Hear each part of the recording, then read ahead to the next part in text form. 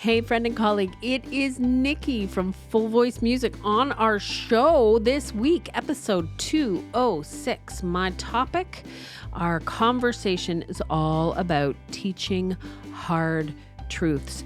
As you know, teaching is as challenging as it is rewarding, and there are often some sneaky challenges that we might not have known about until we got into the trenches. So I am joined by the Full Voice team. I've got Mim Adams, Bethany Turpin, and Shawn Trotter joining me today for a conversation all about teaching hard truths right here on the Full Voice Podcast. Hello, my friend and colleague. Thank you so much for pressing play. Welcome to our show. And if you are new to our podcast, thank you for checking it out. My name is Nikki Loney, and I am the boss of it all here at Full Voice Music. We are a music education company, and we specialize in resources for teachers working with young singers. But our podcast is all about teaching voice and the challenges that come with that. So this episode is actually addressing some of the sneaky, what we like to call hard truths, things we learned in the trenches that we weren't prepared for in our pedagogy classes or just didn't know until we actually did it. There's a really good saying, you don't learn the ropes until you're up against the ropes. I love that. And it's so true. There's just too many things in teaching that you cannot learn from a workshop or a course or reading a book. You have to be in the trenches. So that's what we're talking about today. And I'm so grateful. I have a wonderful team here, a small but mighty team. And I wanted to get their hard truths, things they learned in the trenches. So I have really three wonderful interviews with Mim and Bethany and Shawn today. Now, before I get into the hard truths, I want to talk about some exciting things happening this summer. So the International Congress of Voice Teachers, the 11th International Congress of Voice Teachers convention is in Toronto. Hooray! Yes, please come to Canada. Please, please, please. It's so beautiful. Toronto's a beautiful city. And from July 31st to August 3rd, 2025, the presentations, the plenary sessions, the concerts, it's a wonderful opportunity to just connect with professionals, dive into some intense learning. It's a beautiful experience. And we are super excited because we, Full Voice, we're going to be there on Sunday, August the 3rd. Our good friend, colleague, and our author, Dr. Ginevra Williams, will be presenting on Sunday, August the 3rd. She's talking about vocal health for young voices. And Full Voice Music, we're sponsoring the coffee for that afternoon. So we're going to have a table. We're going to have our freebies out there. We're going to say hello. We're going to give people hugs. Ginevra's book will be available for sale, and a variety of our resources will be available.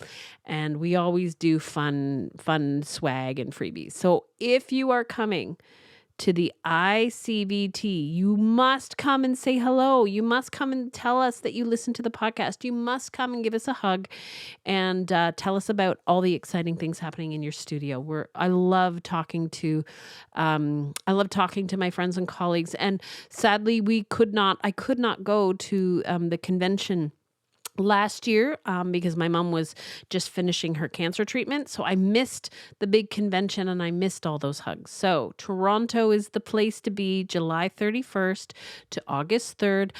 I am going to put links in the show notes to the registration, the information. Please, if you're looking for a vacation/learning opportunity, Toronto is the place to be. So I hope you can join us. Now, without further delay, let's talk about some of those sneaky hard truths that can pop up when you're in your voice studio. Welcome back to the Full Voice Podcast. My friend, my colleague, I'm doing air quotes, virtual assistant, part of the Full Voice team, Bethany Turpin. How are you? I'm good. How are you, Nikki? I'm good. I mean, we see each other like twice a week for meetings and everything. But no, we're good. We're good. So first of all, I want to just backtrack a little bit. You were the guest on the podcast for episode 187, and that episode was about raising your rates. And for people that haven't listened to episode 187, I'm just going to get y'all caught up. Bethany doubled her teaching rates. And she's here with me today, a couple years later, and she's not dead. And I'm still alive. She hasn't been run out of town. And she's in Yarmouth, Nova Scotia. So we're talking rural. So everybody knows you. Like you're the music teacher. You're not just some faceless person. So people recognize me at the grocery store. Nice. They're like, "Are you that singing teacher?" I'm like, "Oh, yeah, I am." Oh my goodness. That's kind of neat, but also maybe not neat. There's something it's a bit nice weird about going to the grocery store in your yoga pants and a sweatshirt and nobody recognizing you. Right? But small towns, I'm telling you. I know. So let's just quickly recap. You raised your rates, you doubled your rates, and your studio is thriving. Can you give us a little update? It's been 2 years almost since we talked. Yeah. So I've been running this iteration of my teaching studio for 3 solid years. And when I came back 3 years ago to teaching, I had a huge rate increase. At the time, I had been, kind of charging what everyone else was charging, a bit more than what everyone else was charging in my area. But then I did a bunch of math and was like, oh, if I want to make money doing this so that I can support myself and live a life, then I need to be charging a lot more. So I charged a lot more, and pretty much nobody from the old studio came back, which was terrifying. Sure. But there were new people who came, and, I'm not going to lie, not like I would lie, but it was really scary. Sure. It was really scary. And, like lots of teachers, there's like a couple times a year where students are signing up and you're like, maybe no one will come. Maybe I'm going to be on the streets. And so far, so good. People have been coming back. And this past term in the studio, I have had a huge interest in singing lessons and piano lessons with me. And I have slightly more students than I need. Wow. Okay. Yeah. Now I need to work on saying no, because I'm like, oh, this one's so cute. Like look at this kid. They want piano lessons. And yeah, but I think a lot of teachers struggle with it's hard to say no, because you get that mindset of there's never enough, and if I don't say yes now, then I need to. And I think there's a balance to be struck between, you got to make hay when the sun shines, and also you need a life, and to be able to have that balance in your life.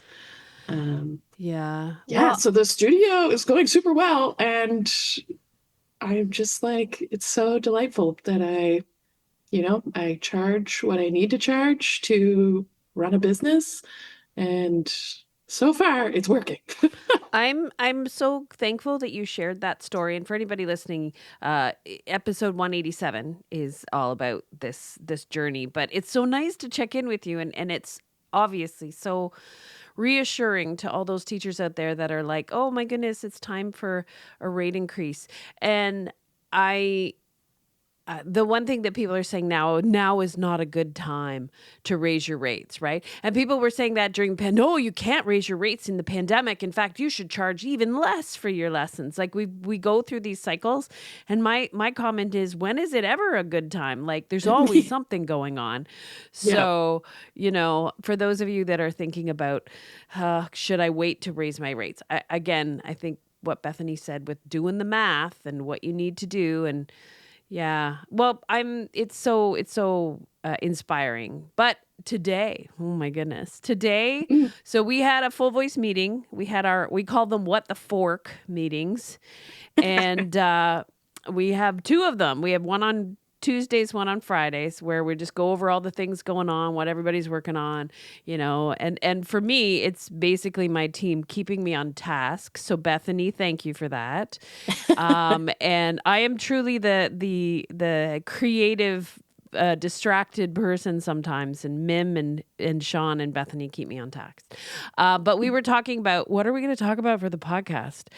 And we came up with the topic of hard truths, things you learned in the trenches that you did not know were a thing that really surprised you. So Bethany, jumping back into teaching, what was one of the things that really just like, oh my goodness, this is a thing. This is a hard truth that I had to learn. They don't teach you this stuff in school. Yeah. Yeah. I feel like there are so many things that I'm right? like, they didn't teach me this in music school, that's for sure. I know, right? Which, no shade to music school, I guess. But I think one of the hardest things for me to learn really ties into like raising your rates, and I'm still learning that it's, you have to take yourself seriously as a business, that you really have to remind yourself that teaching is this, it's this wonderful thing that we do, and we want to help people. We want to help people who want to have music lessons, whoever that is, and whatever their income bracket. We want to help these people. And of course, as artists, there's lots of mindset stuff around like, you're a starving artist. You Yes. shouldn't make money. Artists, musicians, of course, they're poor. Of course, you never have a retirement or whatever. And I think that the hardest thing for me to learn is that like, you really have to take yourself seriously as a business, and really put your own well-being first. Oh, That thank you. Yes. Yeah. Yes. I have to say, it's hard to watch younger teachers. It's hard to see their comments in the forums when they're asking about, should I raise my rates, or, what should I do? And if you've been in the trenches for, I don't know, a few decades, or even in less than a few decades, it's hard to watch these issues come up time and time and time again. And I love it now that there's just so much support for teachers, right? Like I didn't have Facebook forums that I could go and ask. I was so alone. Like I was so isolated and alone, and teaching was so miserable because I just didn't have anybody to bounce ideas off of. I remember when I moved to Long and McQuaid to teach there, and that's where I met Mim. And it was like, oh my goodness, somebody who feels the same way that I do. And then we hit it off, and we started actually putting the full voice workbooks together because we were like, there's something here. But what advice would you give to somebody who's just getting started and is just discovering that, oh, I'm a business owner as much as I am a voice teacher? Yeah. I think that one of the best things that you can do is to find other voice teachers who you can look up to. Mentors, yeah. Because I was thinking, for me, a huge part of my growth was joining the Speakeasy Cooperative. Sure. And whether or not you do exactly that, one of the biggest things was just getting to meet all of these teachers who have been teaching for a lot longer than me, who are just so much, they're still wise, they know all the kinds of things, Mm-hmm. and that I can just learn from them and see examples of like, what does it look like to run a music studio for 20 years? What does Yeah. it look like to have a thriving business? Mm. And what kind of joys and headaches are there that Sure. are involved with that? Mm. Um, and yeah, and I read this book called The Savvy Music Teacher, I think it was called. That Oh, was the first book. yeah. I It's like a remember. book about like business and Mm-hmm. music. And that was really like, and again, a teacher that I really respected recommended that book to me. Mm-hmm. And it was kind of my first, like, oh, I, I can't just, oh man, when I first started teaching, I had like this spreadsheet that I had like three students, and I like sort of kept track of when they had paid. I Oh my sort gosh, of kept that was track of like, me. Yep. Mm-hmm. yeah, I was like sort of kept track of when they were at their lessons and when they missed, like, eh. And and I mean, for me too, when I first started teaching, obviously it wasn't like my main source of income with three students, but yeah, then when I wanted it to be what I did for a living, it was like, oh, I Yeah. can't be messing around with like, oh, did they come or not? And what, just like all of these things. How much do I charge them this month? I don't know. It's like, Oh, yes. we need systems, we need programs, we need to get it together. Oh my goodness. Thank you for saying that. Thank you for bringing that up because it's true. A lot of teachers start, part time. It's just something they do to, enhance their income or, part time money.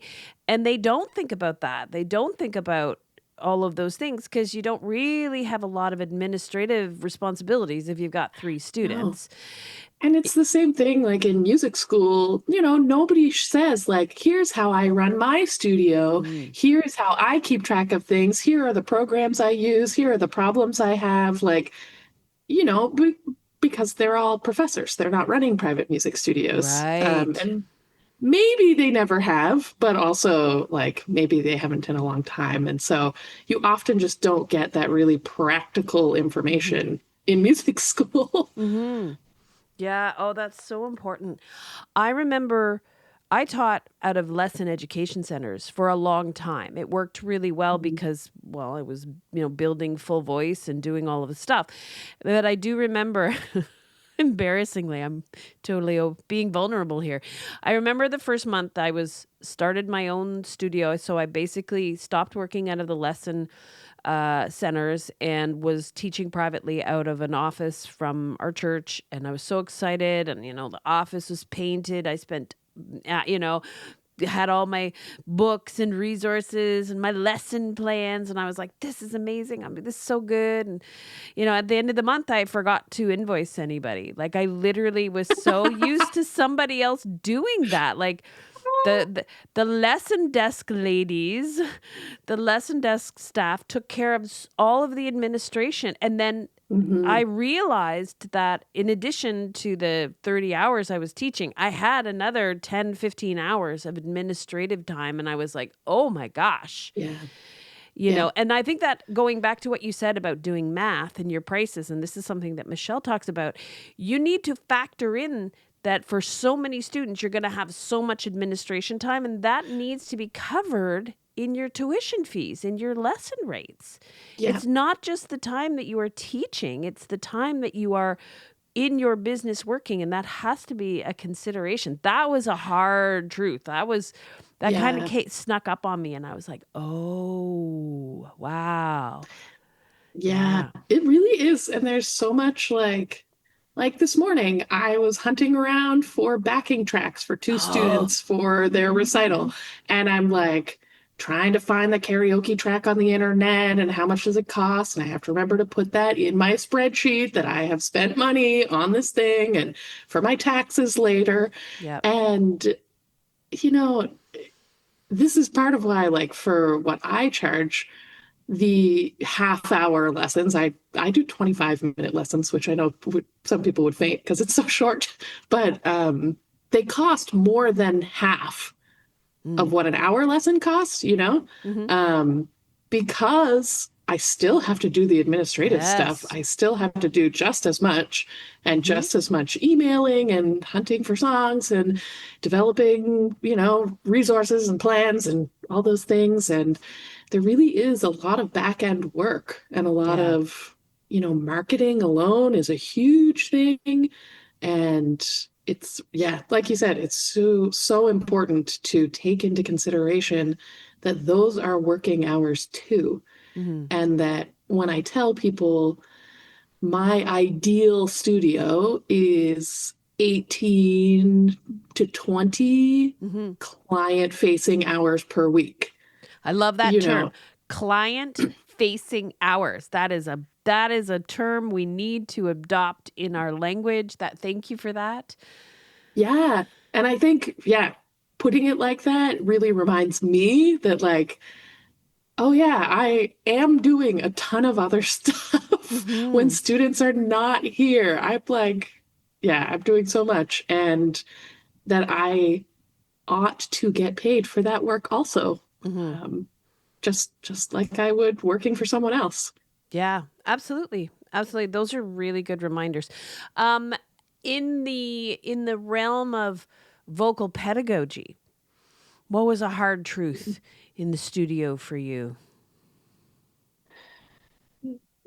I think one of the biggest things for me was that not everyone learns like I learn. Oh, That yes. I, how do I put this? I I like a lot of people, I grew up singing. I got lots of compliments on my voice growing up, and I felt very confident in my singing. I went to music school. I had a great time in music school. I was very fortunate to have professors who supported me, who were really like the right teachers at the right time. Nice. And Nice. yeah, I was so fortunate. And then when I went out teaching, one, I was teaching small children, and Mm, I didn't start studying singing until high school. yes. So I was like, I do not know what to do with a 7-year-old. Mm, And even like then when I'm teaching adults, a lot of times, they haven't had that same reinforcement of their singing identity that I've had. hmm. They might struggle to match pitch, which is a problem I have never had. And Right. so I have Yeah. to learn, how do I help someone, and like metaphors that work for me may Oh, not work for someone else. So I really need to, like, one, understand why that metaphor is being used, and two, have a variety of ways to describe something, because not everyone works like I do or thinks like I do. that is so important.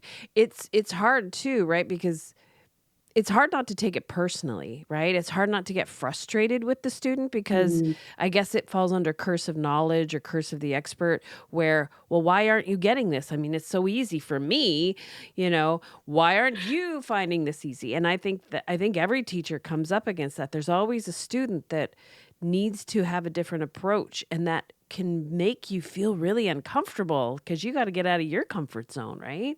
yeah. Yeah. And I think my initial reaction when I was realizing this was like, oh, I'm a bad teacher. Like, Oh, I'm not, oh, I'm bad at teaching. This is not good.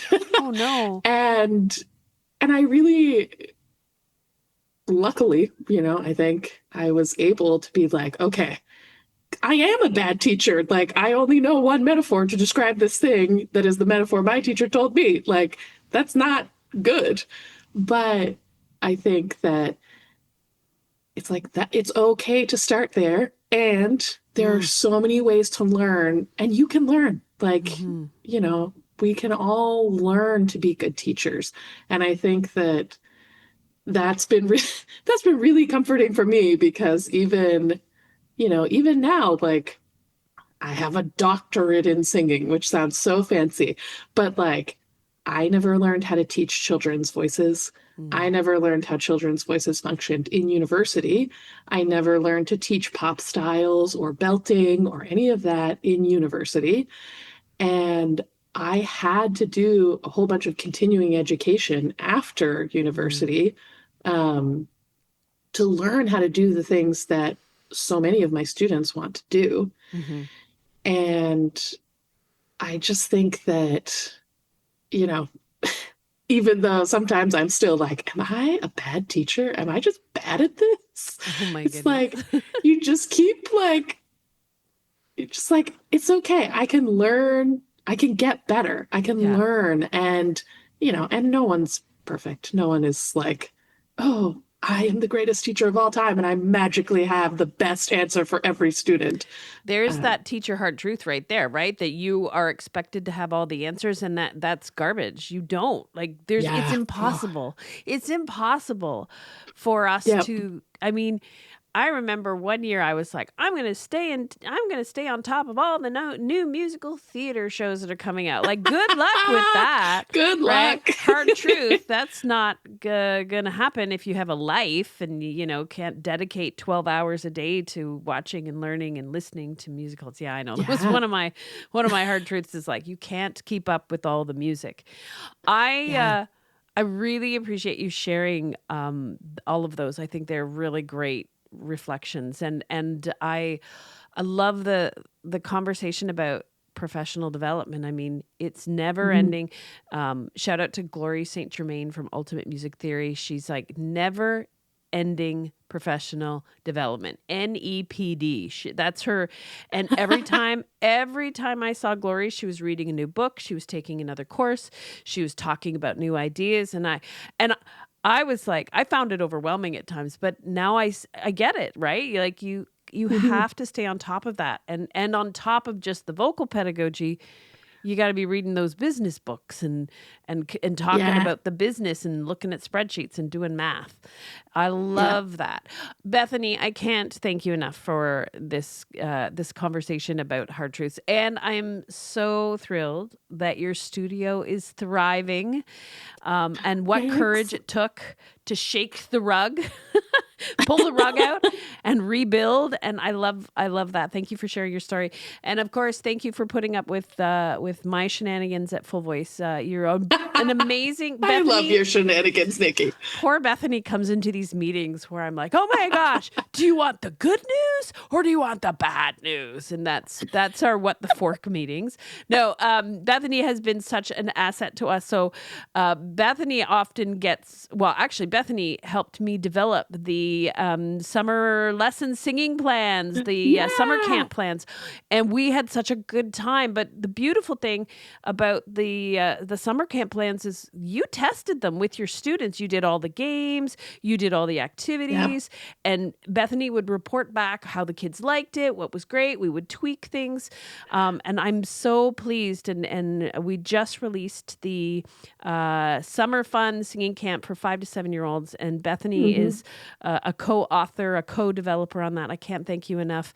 And for everything you do, both with your students and with Full Voice. And I'm sure we'll have you back for another Hard Truths. Teach your hard truths. I'm ready. On the Full Voice podcast. Thank you, Bethany. Thanks.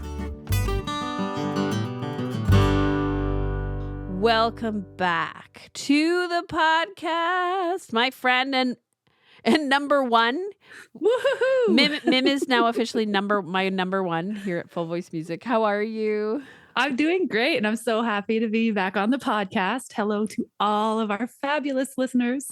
Hello to my future self who's going to be listening to this. My future self. That's beautiful. Yeah. I want everybody who's listening to know that without Mim, there would be no Full Voice. And I know laughing. I mean that from the bottom of my heart. Mim is been by my side since day one. And this goes back to our topic about hard truths. My first teaching gig was at a very small, not a very clean lesson music education center. And I was like the only voice teacher there. It was so lonely. I had no idea how isolated I felt. It was like Yeah. student in, student out. You're teaching, maybe you say hi to somebody. And it wasn't until I got to Long and McQuaid, Lakeshore Music, that I met you. And it was like, oh, wow, now I have a colleague. So one of my hard truths is you need colleagues. You need people. You need like support. That was hard. Yep. I agree. That's what I have to say to that. Well, I've just recently been chatting with another colleague who she's kind of struggling with a few things. And we've had some messages and things back and forth. And it's just like, she's like, I'm sorry for unloading on you. But I'm like, we need to do this. We need to do this. It's actually healthy. We need to get the feelings out with someone who understands. Yeah. And, that's straight up how to deal with the things. So yeah, be friends with your fellow vocal teachers. Yeah. I would also say that, while Facebook groups can be helpful, like having an actual colleague that knows you, knows your situation, and like whether it's a face-to-face conversation or over coffee or something, I think that is like 20 steps above going and crowd data mining a bunch of strangers on the internet. Well, yeah. And when we think about your feeling towards this person you actually know and already like, you are predisposed to be supportive to that person. I agree. Versus some stranger on an internet forum who's going to just use the word that makes you mad, right? And you're not, there's no background to be predisposed to be supportive. I mean, so many teachers in the forum are highly supportive, and that's amazing. But when you don't know the person asking the question, you'd be like, are you like a flake, or are you like, did you just start teaching 1 week ago? You know what I mean? It's really easy to ask those those petty questions. Yeah, I agree. And it's easy to make quick judgments. I know I'm horrible for that. I really try not to do that. And I want to shout out to Michelle Marquardt DeVoe, who reminds me of that all the time. She's like, don't make judgments. Michelle always says, ask better questions. And I love that, right? Yeah. Now, speaking of Michelle, we asked, I went into the Speakeasy Cooperative and I said, we're doing a podcast on teacher hard truths. What's a teacher hard truth? And Michelle just put in the thread, she said, people don't read. Right? So policies, right? Yep. That beautiful policy that you spent a long time writing. And here's the other thing, my friends, people don't read those lesson notes. Nobody reads those. The students don't read the lesson notes. The parents don't read the lesson notes. You're like writing a War and Peace novel about what they need to remember and drawing little pictures of like the diaphragm in their text, in their dictation book. Like nobody reads that. No, it's true. My mom has her favorite phrase, which is, read the words, which is the opposite of, it's on the same lines, right? People don't read, and use your words, read your words. I love that. Yeah. Read the words. Yeah. Well, that ties into the hard truth that I'm really feeling right now. That I don't know if someone else has already said this, but so this ties in with people won't read the things, which is students won't practice on their own. Oh gosh. Right. Yeah. It's part of checking their lesson notes. It's part of oh, did you listen to that track I sent you? Did you do the thing? And it's like, nope, they didn't do it, basically. Now, some teachers, they have the perfect studio and the perfect students who do practice. Amazing. Really? Where is but that? Most of us don't. Who would that be? I don't actually know who, but most of us don't. And I'm really feeling strongly right now that when this teacher accepts that a student is not going to practice, it doesn't matter why, there's so many reasons why. Yeah. That we must do with them in the lesson, that is kind of a magic key to just feeling a lot better about your teaching. They're not going to practice, do it with them in the lesson.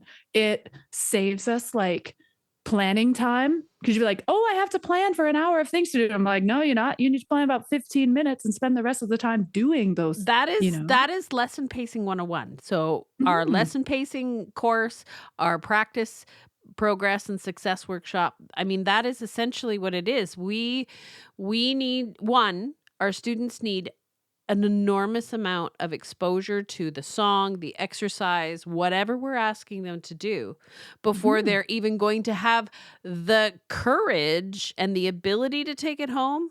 And then on top of that, you're right. Like there's just life is busy, so many things going on, and Mhm. support could be, that I think was one of the hard truths for me continuing with this is the Mhm. fact that support for a student is so varied, and it's not about Mhm. it's not not throwing shade on any families. It's not about that. Like we all have limited resources, and resources being things like not just money but time, right? Mhm. Yep. I only have Availability. available, like who's available, who's home. Maybe you have parents Mhm. that are working shift work. Maybe you have parents that don't have any music experience and don't know how to support. Mhm. Maybe, you've got a student with a learning disability, learning challenges, and they really need to be supervised, and that support isn't available for them. So we have to make the adjustments in the lesson. And I love what you said, like you can't take it personally. It's not about you. Non-practicing students are not trying to be jerks. They Agreed. right? It don't take it personally. It's not a slight. And I do want to say um it's nice to see that a lot of teachers are starting to make peace with this rather than doing well, I'm going to kick you out of my studio, if you don't. Like, well, and Yeah. I find that so heartbreaking. Well, I would like to talk about like a couple of different types of students too when it comes to practicing. Like, so if you have a student who's very driven and they're like, I have an audition coming up and I need to work on it, they have urgency inside them that is going to make them work on it. Now, many of our students, when we teach children, especially in like lesson studios and stuff, they're not coming in with that goal already in mind. It's a very loose goal. They don't really know what they're doing, but they're like a kid and they do activities and their activity is music. And so that kid doesn't have any of the kind of urgency, and we don't need to put that urgency in them. Like we can just be their weekly music teacher where we explore music every week, and then they start to learn about when they have to turn on the heat. Like, oh, there is a performance. Ooh, and preparing them for that is its own special learning idea. So those two types of students, like if we can accept, we're not in a rush with most of our children that we teach.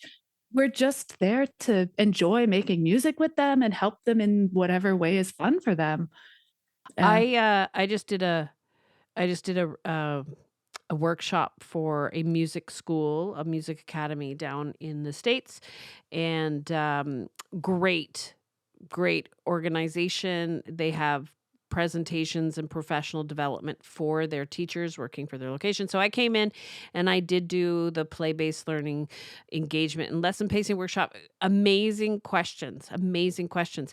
But one of the things that came up was about practicing and was about this, and we were talking about the exact same thing. And one of the things that I got a comment back, like a positive comment back, is something that they hadn't considered ever before, is that we are often the only one-on-one time that a child has, because classrooms are busy and full and loud, and there's a teacher for, I don't know, 30 kids, and sports, you got a team of people and all that stuff. Like we sometimes are the only one-to-one, and that time is so like powerful. We can do so much. It's a time for them to be seen, to be heard. It's truly a remarkable experience, and it's not about whether they practice or not. It's about having a space to explore. And I think that was one of the hard truths for me.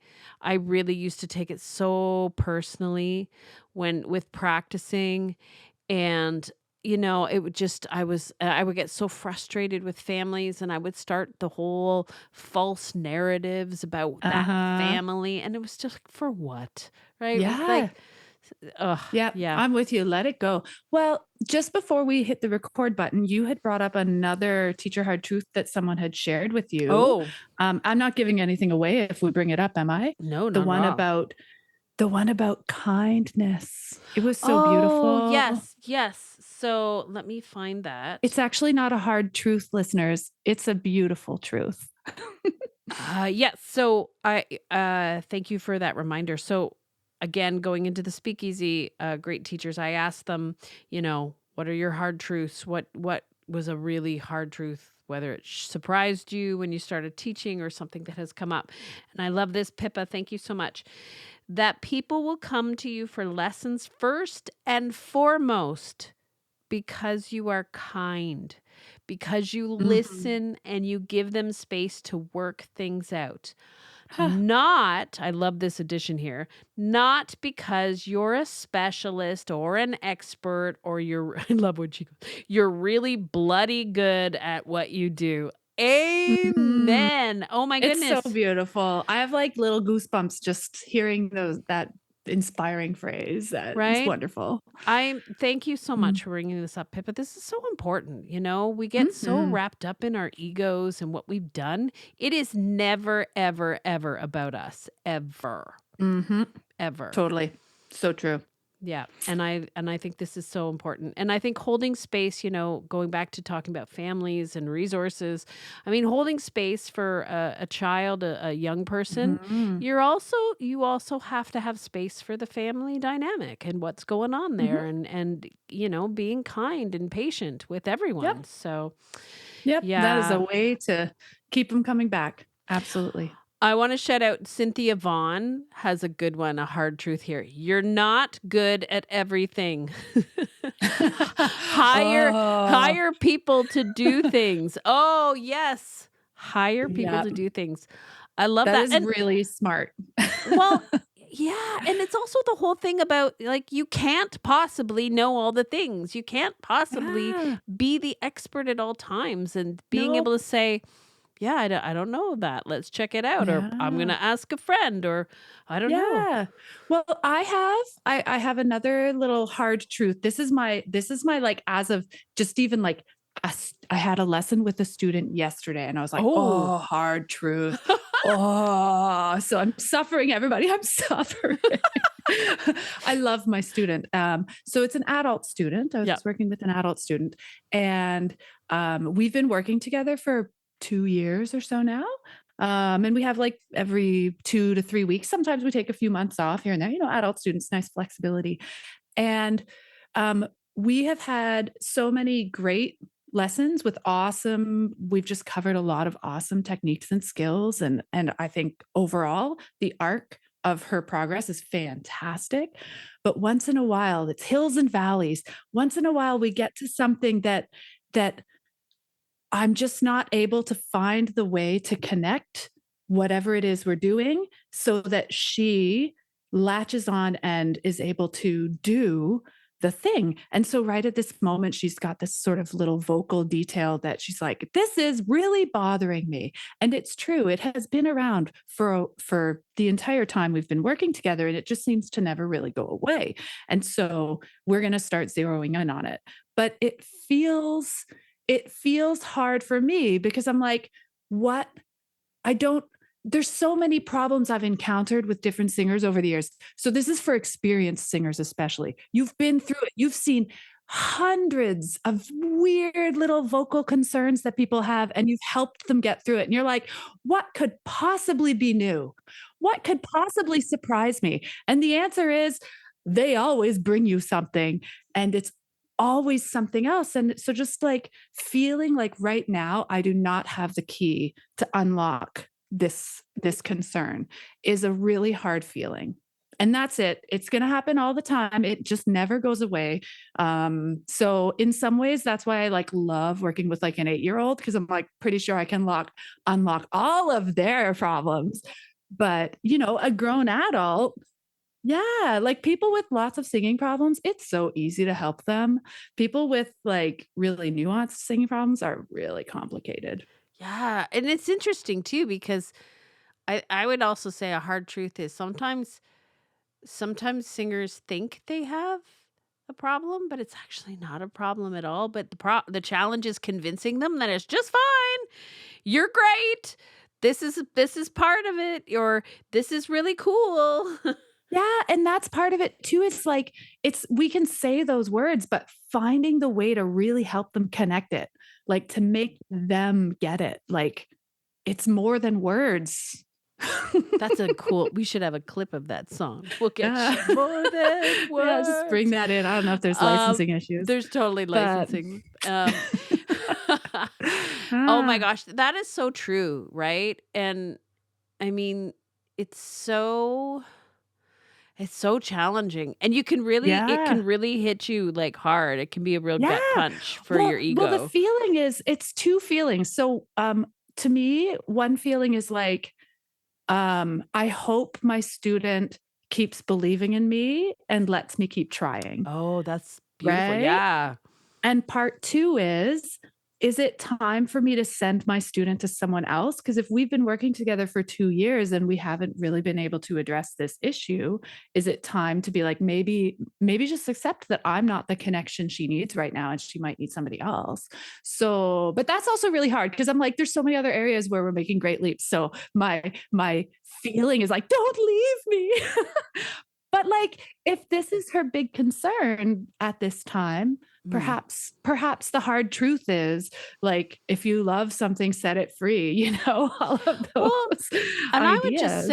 I would also just say one of the hard truths about teaching voice is if somebody has solidified like a technique or a way of doing something like and it's really ingrained in them, Mhm. it's not about I mean, you might have 30 ways to approach it, but it could be really challenging for them to make the modifications needed to Mhm. change it. And if it's something they've been doing for a long time, there's probably a lot of, you know, small t trauma about it. Like it could be a real block for more than just the language that you choose or the exercise that you choose. And I think that's a hard one. Actually, that leads me into uh Justin Peterson has he's in the Speakeasy. Justin has been a guest on our podcast. Amazing. Amazing podcast. He is like a vocal pedagogy historian. Oh yeah, yeah. So if please to my listeners, go back. I'll put them in the show notes. Find Justin Peterson. See, we did a 2-parter and it was beautiful. But this is Justin's hard truth. So hi, Justin, and thank you for this because this is beautiful. One hard truth I've learned as a voice teacher is that talent is overrated and emotional readiness is underrated. I used to believe that if someone had the goods, aka a beautiful instrument, musicality, intelligence, that they would soar. But over the years, I've watched gifted singers sabotage themselves because they hadn't developed the emotional resilience, discipline, or internal permission to grow. Mm. Wow. Now, he also added, and I think this is so important. What surprised me how often fear, not lack of ability, is the real block. Fear of being Mhm. seen, of failing, of wanting something too much. And no amount of vocalises can get through that unless the student is ready to want their own growth. Mhm. Oh, so huge. Wise. I think Mhm. we've all experienced that. The student that comes to you and they just have so Mhm. much potential, but maybe they just that difficult student that's not ready to do hard things, right? Mhm. That's hard. Mhm. Yeah. Wow. Thank you, Justin, for Yeah. that. That's beautiful, and that's really That is something. so beautiful. Mm, I Yeah. love it.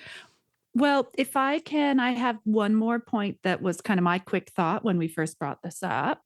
Um, Mine was, now this is the hard truth that takes me way back to when I first started singing or not singing, teaching, and why like I am such a big fan of full voice resources. um, and that is that every singer has different singing skill needs. They're always different. No singer comes to you with the same problem as the singer before. It is never the same. They never need the same assistance. They are always a little bit different. And even after all these years, isn't that fascinating? Now, the hard thing at that time was there were not resources to help with that variety. So we've talked many times about like, it was so easy to teach piano lessons to the beginners because you just have the book and the book just guides you through the things you need to do. Like those are experts who have made those books. They're fabulous. But like there was nothing like that for singing. And even if there was, it didn't work. Like it how do you know what's going to work for each student? Because they all just need something different. So that was like just so confusing. I would bang my head against the wall trying to like spend all this time trying to figure out like what can I give to this student that's going to help them with the thing that it's clear they need help with. And it was a real problem. And so like, when we became colleagues and friends and then worked through this together, like you were suffering from the same thing. And, that's where kind of full voice developed from is like, we need help over here. Oh my gosh. So we helped ourselves. And now I'm just so excited for young teachers because I know they will feel the same issue. They will get there and they'll be like, it's so hard. What the heck? But like, the great news for them is they don't have to do it alone anymore. Like with full voice offerings, like there's just so much to latch on to there to get you started with dealing with the unique things. So Yeah. Oh, that's so important. And you know what? There's another hard truth. If you're mm, teaching beginner piano lessons and you want to dive into beginner voice lessons, be prepared. It is not going to the be, it same. is not the same. And I Uh-huh. love it. I love it when people Yeah. are like, we need to come up with a vocal method just like a piano method that has songs in it that everybody can use. No. And we're like, I know. It's like, do we get our popcorn out now and just watch that go down? Yeah, we had the same thinking, and then we started testing. And then we realized that there is a no one size fits all for voice lessons. The human voice it's not like playing the piano or the guitar. It is too unique and personalized for that human to have an all-in-one. So yeah, that was a hard truth. I don't know how many years I tried to do the same exercises, the same approach. Even when I had students like, of similar ages, like night and day between everyone. Yeah. They're so different. Yeah. It's so weird. Who knows? What a mystery. I remember you and I had the same one of those musical theater books, right? Like, like the standard, the purple one, the musical theater for Yeah. teens The or purple whatever. one. The purple one, right? That Yeah. everybody has. And I remember subbing for you one time and I'm like, "Oh yeah, I have that. I have that book." Not one song that your students were working on I had ever done with any of my students. Really? That's Yeah. interesting. And I was Wow. like, Because I mean, there's songs in that book that I never touched with my students, and there's ones that I was like, these are my songs. yeah, Huh. those were not my songs. I had Huh. not I know. And it was great What? because it was great. I mean, I felt a little like nervous because I'm like, I'm not really familiar with this tune, but Yeah. your students were so well rehearsed and they knew it really well. It was a great opportunity for me to learn new songs. But yeah, Uh-huh. like that Isn't that that right funny? there, there's that hard truth of what songs you choose and where you go. I mean, it's just Yeah. so unique. Yeah. Oh my goodness. I really want to pull that book out. I know it's on my shelf and be like, which ones did you do? Oh, I want the dirt. are you just I want to know so you what. can judge me, right? No. Well, actually, so that I can learn from my colleague who was maybe addressing different things. Like, I think one of the songs, it probably like in my own little corner is from that book. And I think I chose that for a lot of students because it had some kind of long notes in it. I love long notes. I'm like, it's my favorite thing. Like, if you're a Singing the student with long me, I'm like, notes. sing those long notes. But like maybe, I was too focused on long notes to be worried about like lyric expression, like, so there's just different tunes bring out different qualities. You just gave me an idea. We should do a long note study. Ooh, we don't have a long note study. I don't think we do. We probably we don't. go. Oh goodness. There's so many resources yet to be made, world. This is what happens. Give us another 20 years. This is what happens when we get together in meetings, right? I think that's how the sushi song happened, because it was like, we need another freebie and we want to do something fun. And I was complaining that there was no good sushi places here in Bridgewater. Well, there is one now. There's a new sushi place, so thank goodness. But congratulations. Yeah, I know. Good job, Bridgewater. You're only 15 minutes from the ocean.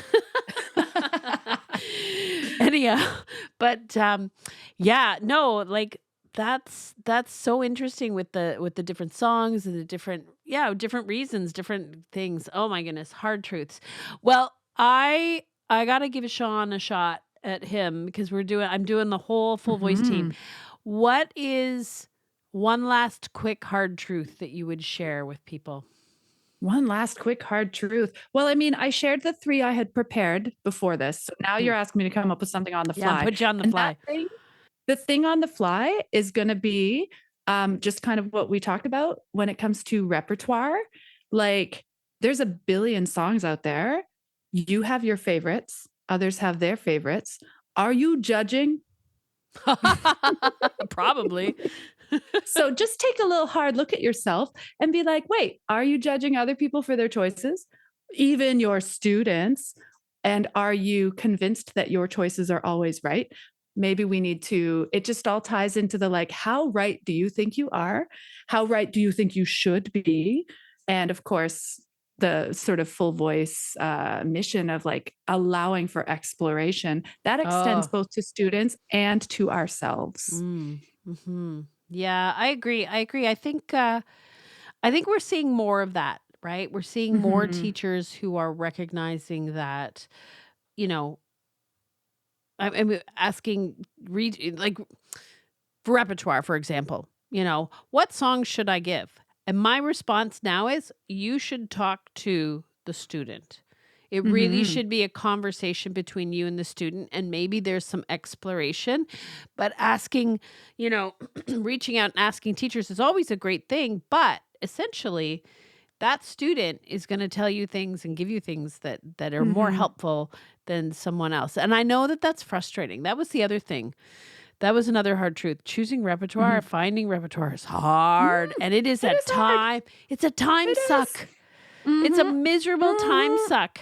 Yes. Oh my goodness. Well, I know like people who listen regularly will have heard this, but I'm going to say it again for anyone who hasn't listened for a long time is your students will help you stay current with music artists.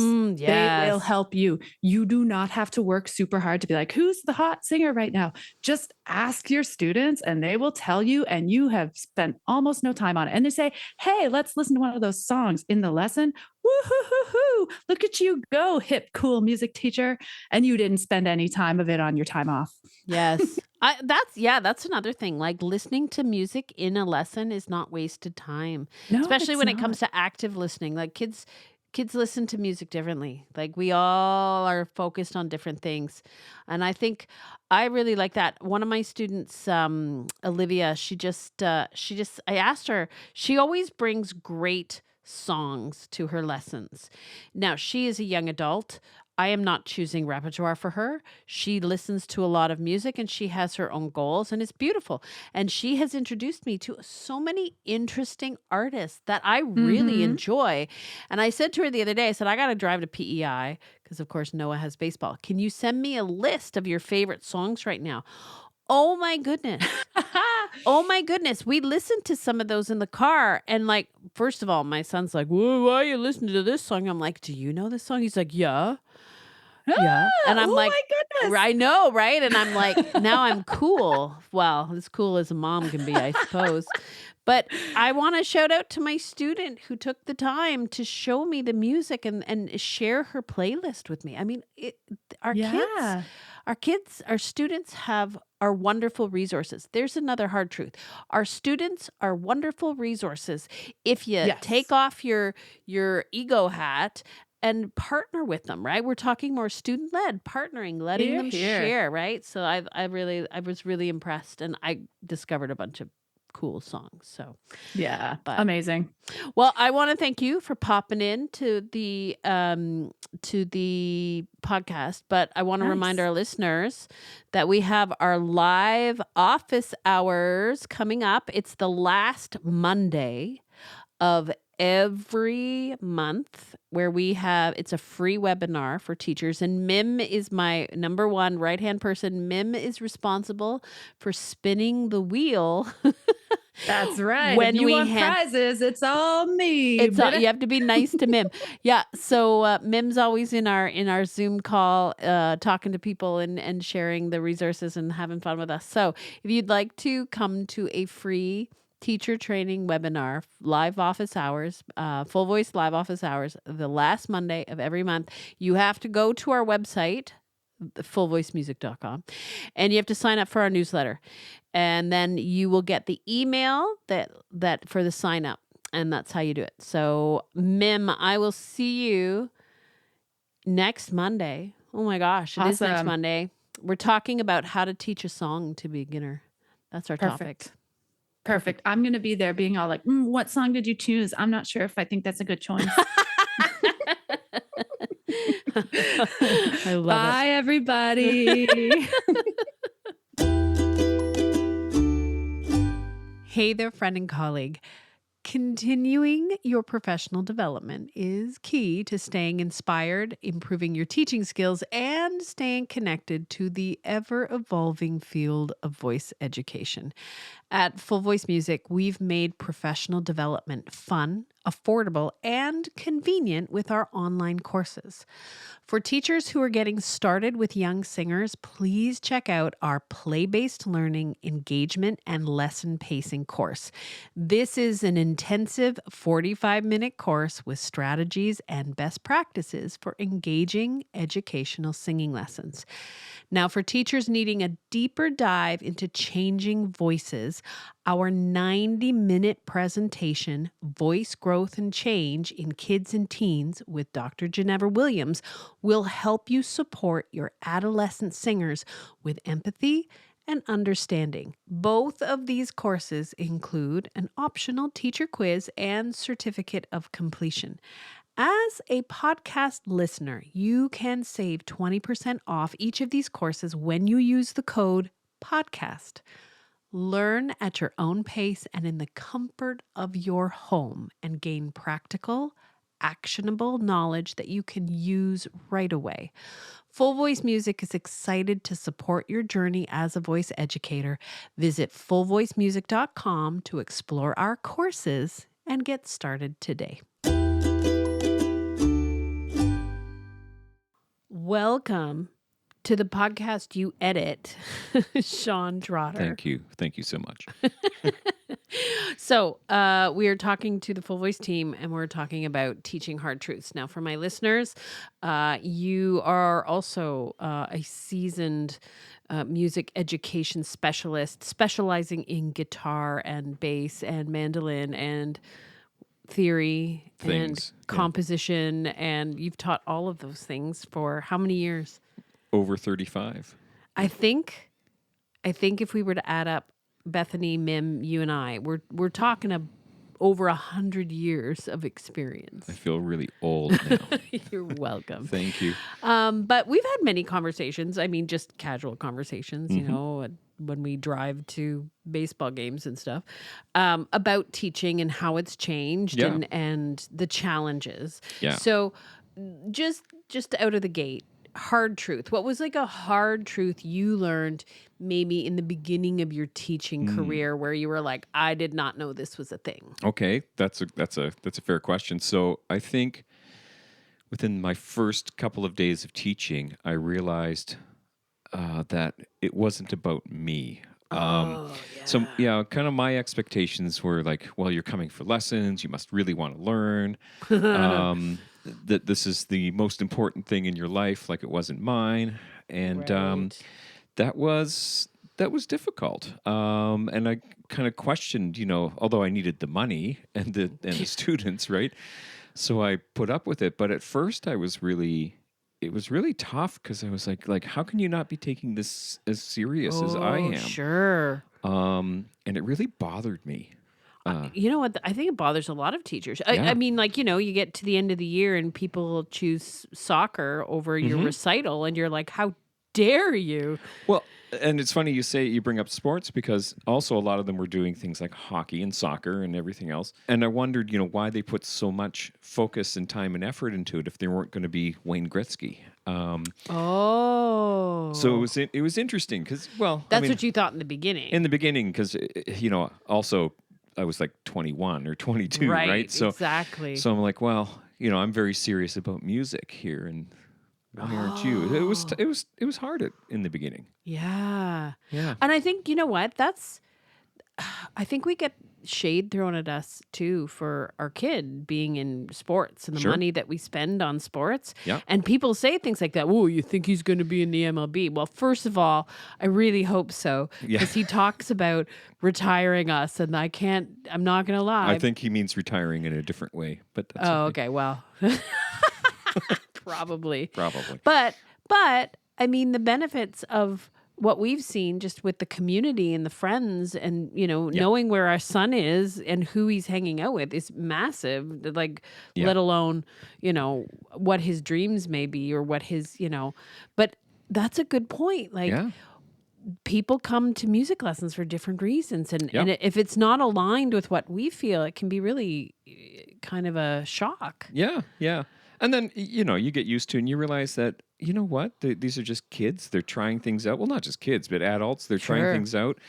In terms of adults, maybe they just didn't get to music lessons, or they tried it when they were 6 or something, and the guitar was too big, or Yeah, whatever. And now as an adult, they're just trying it out. And why not? Right? I mean, Yeah. how many things have I done that with? I saw a really good post. I think I shared it on Facebook, was normalizing trying new things and doing new hobbies for fun. For fun. As an adult. Yeah.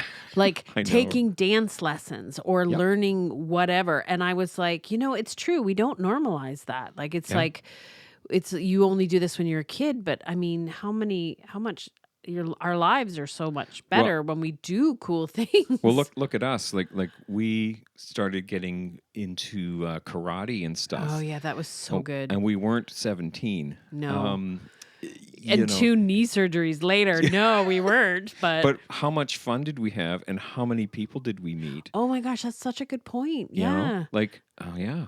So Well, and we were talking to our real estate agent just yesterday, and he said, the sports families, the communities around them are so amazing. And that, when we moved here, like, our son being involved in baseball really introduced us to a lot of people in this community, which was so good for us because, moving to a new province. But and then bringing it back to music, you've got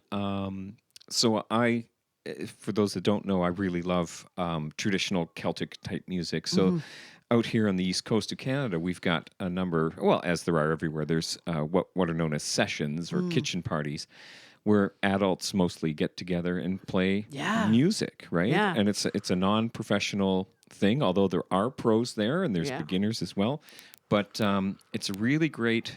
I mean, just to play, of course, right? Yeah. But it's socially speaking, it's amazing. yeah. And the folks that you meet, through that. Yeah, so interesting. So, okay, so that was a hard truth early in your career. Early in my career. Now, I'm not trying to be a jerk here. He's looking at you. My listeners can't see the glare I just got from my husband. Not so much a glare as a knowing. Well, no. What I want to say is both you and I taught for 3 decades, over 3 decades. Right. So you saw the change in music Yeah. styles, Oh, right? yeah. So as a guitar player, like that, I don't think people think about, the music that we listen to or how music changes and how that impacts you as an educator. And I want to just share this comment from Dr. Heather Nelson, Okay. because I think it ties in with this. So she says, students, teaching, and education in general are all different than when we came up through our own education. If we teach like it's 2015 or prior, Yeah. we are not doing the best we could be. That's pretty fair. Oh my goodness. Well, especially given all the tech. I mean, from a guitar teacher point of view, there are so many tutorials on YouTube of how to do things, whether you think they're right or wrong. They're there. That's the big catch there. And some of them are amazing. And some of them are not so much amazing. There's I see students and non-students getting great results out of some of these things. But also on the flip side of that, a lot of fragmentation. So the attention spans, of course, are way shorter now, right? Yeah. And so a 15-minute tutorial on how to play, I don't know, whatever, some Ed Sheeran song or something like that, Sure. might be falling on deaf ears. I mean, as anything might, right? Sure. But it's got this amazing positive and also negative. But the one big thing I've noticed is nobody seems to know what they're doing. They're going by rote, right? It's because I learned this by watching this dude on YouTube. I'm reading what's known as tablature, and if you singers out there don't know what that is, it's a play-by-number system that's very ancient. It was used for lute music way back. Right. But it worked its way into guitar playing in the 80s. So I guess, we just talked to Jeff Costello about this, about you using YouTube as a tool and stuff. And we have a live office hours coming up about teaching a song to beginner. And that question comes up, like kids come to us, our students come to us having, like you said, fragments of pieces. Sure. And, watching and listening in the way that they do now. Yeah. Do you think that makes it harder for us or easier for us? Or is it just a different... It's just different, but but one thing's for sure is there's a lot of information overload. Oh my gosh! Yes. To sort with, so that's new, and the shorter bits and pieces of information out there, it floating around in our brains, sometimes don't make a whole picture. So I don't know, like I don't know if it's a good or a bad thing, but I tell you, I look at how much information is available now, and I'm like, man, if I was starting out, right? Holy moly! But that's interesting, right? Because if we were starting out and we had all this information, would we be as fragmented as the kids and people that we see? That's great. Because we learned different. Yeah. Right? Yeah, so maybe having less information was better, right? There's less to choose from. I mean, strictly from a guitar point of view, we had something called Guitar Player Magazine. Oh, I used to get Keyboard Player Magazine. Yeah, okay, same kind of thing, right? So you have product reviews and interviews and all this kind of stuff. But in Guitar Player Magazine, at the back, there was maybe 10 columns by different guitar players, like Lenny Breau, for example, like one of the greatest jazz guitar players around, wrote articles for Guitar Player Magazine. And man, the stuff, the little tidbits, the advice he would throw in there. And now we have that, like, you can just scroll through your content. Scroll, but you had less choice, right? So you get your magazine once a month. Focus on and you'd be like, oh, I'm going to focus on this thing from Howard Roberts, who was another fantastic guitar player. Tommy Tedesco, who was one of the great session guitar players for years. He played on the theme for MASH and, and like all that stuff. And, he'd share some of the charts and the scores. This is what you expect. You go into a Hollywood recording session or whatever. This is what I did, and this is the guitar I used, and this is how I approached it. So I guess maybe with less information like you have that. more time to go deep diving. And it was good information. I look back, I still have a lot of these old magazines. Yeah. And it's like, wow. Like I would pay somebody $200 for a lesson to learn that I Yeah. got for the price of this magazine. Right. Sure. So and that's just from a guitar No, player but it stand, relates, right? Because we get singers that are listening. I mean, I've talked about this before. I mean, when I went to jazz college, Mm-hmm. I didn't have every Ella Fitzgerald performance in the palm of my hand, and Yeah. I wish that I did, because it wasn't years after I graduated from college that I actually saw Yeah. her on stage Yeah. and was like, oh, now I get it. Now I get it. I know. Wow, right? Yeah. But I would have to go to the library Get your cassette. and get the cassettes and check them out. Like, it's so interesting. Yeah. But so that hard truth. And they hear, for voice teachers, I think one of the challenges, if we're talking about the difference in teaching, I mean, a lot of singers are listening to processed vocals too and trying to emulate that. Oh, That's yeah. a thing, right? They don't know that that's technology. It's so commonplace. Like nobody even talks about it anymore. Like pitch correction stuff, just a given. It's going to be done. Yeah, but your singer's trying to sing that Perfection. acoustically, I know. right? Well, it's the same with guitar. I mean, go on Instagram. There's a gazillion guitar players on there doing stuff that seems so impossible. Truth bomb, it is impossible. And it's doctored up, and they're just pretending to be playing. Oh, interesting. Now, I'm not slamming anybody or criticizing anybody. There's some amazing things going on there, but it's not real. Yeah. And if you put them up on stage where you've got pressure and it's people are actually looking at you and you've got a band behind you and whatever. So, yeah. Now, I wanted to share this with you. I wanted to get your opinion on this. So, shout out to Claudia Friedlander. I asked everybody in the speakeasy what a hard truth is. And I love this, Claudia. Thank you for sharing this. Hard truth. I can't teach anyone to sing. All I can do is help them teach themselves how to sing. Fair. Yeah. Do you think that applies to guitar? Oh, totally. Yeah. Oh, any instrument. Yeah, right? Any music. Well, anything. Car mechanics.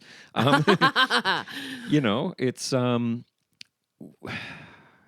you can point a student in the right direction and bring attention to certain things. Yeah, but you can't force them to. Yeah. Like active listening. I was talking to one of my students about active listening the other day. He only hears lead guitar, right? Yes. Doesn't hear the rhythm guitar, doesn't hear the bass, doesn't know what the drummer's doing. Oh, there's a singer? What? What? How dare he? I know, the nerve, right? There's harmony? What? And it's tough, I just kind of I can only point it out and make suggestions. And do you find it makes them uncomfortable? Like oh God, yeah. active listening is like you're wasting their time.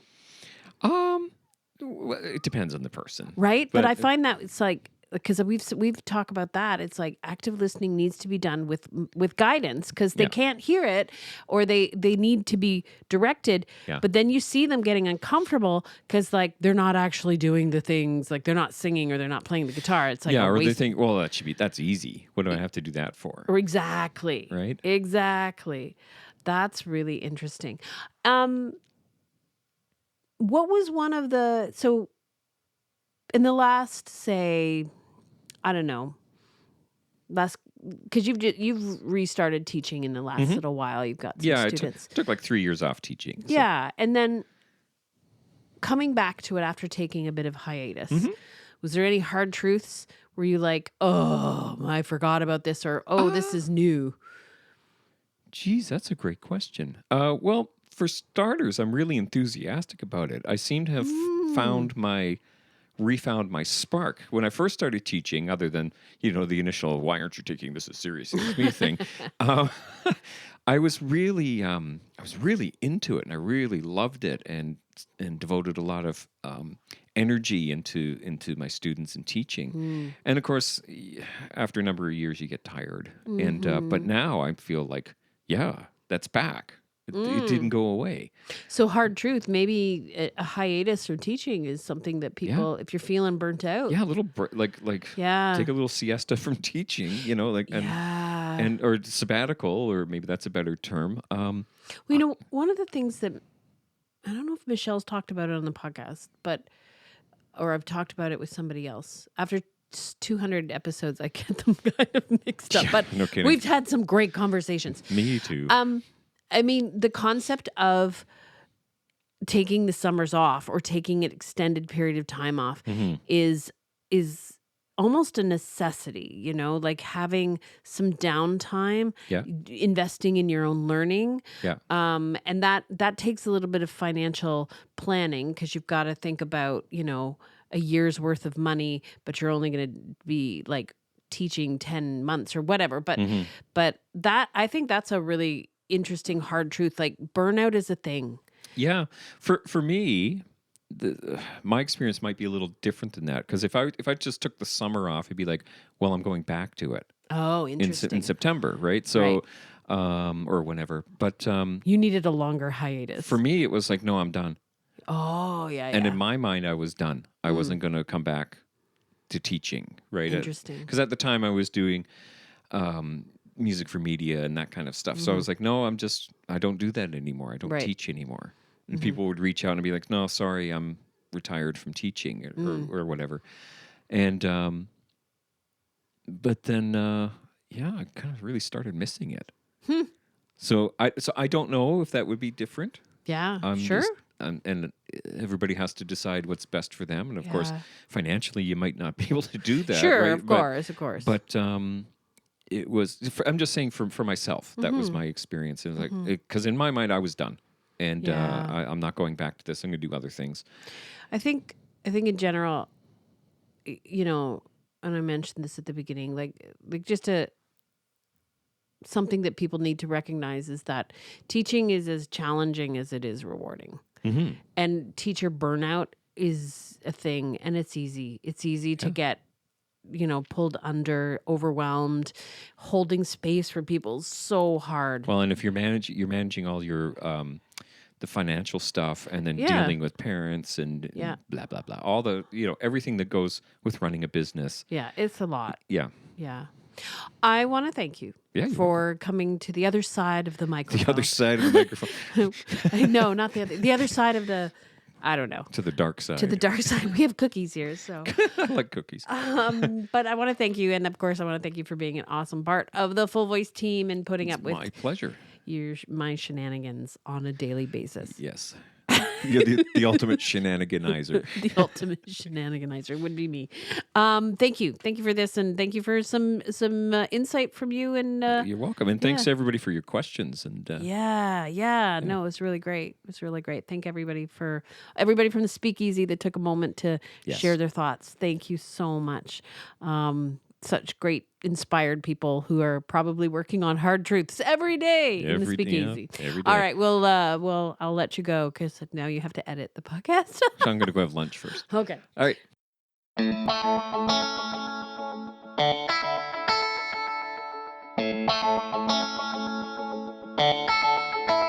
A very special thank you to Mim, to Bethany, to Shawn, my team, for, putting up with me on a weekly basis, and of course, finding the time to join me in the podcast today. I want to remind everybody that there are show notes with links to all of the things we talked about. And I do want to remind everybody that it is not too late to sign up for the ICVT, the International Congress of Voice Teachers, in Toronto, July 31st to August 3rd. Full Voice Music's going to be there, and I hope that you can come and say hello. I'd love to give you a big hug. I also want to remind all of our listeners that if you are interested in the Full Voice Music online courses, you can actually get a 20% discount by using the code podcast. That's right. We love our podcast listeners, and we have perks for you. So if you're looking for some professional development in the comfort of your home, please check out our online courses. There's 3 of them. The link is in the show notes. And when you are checking out, use the coupon code podcast. My friends, as always, I am wishing you inspired teaching and happy singing.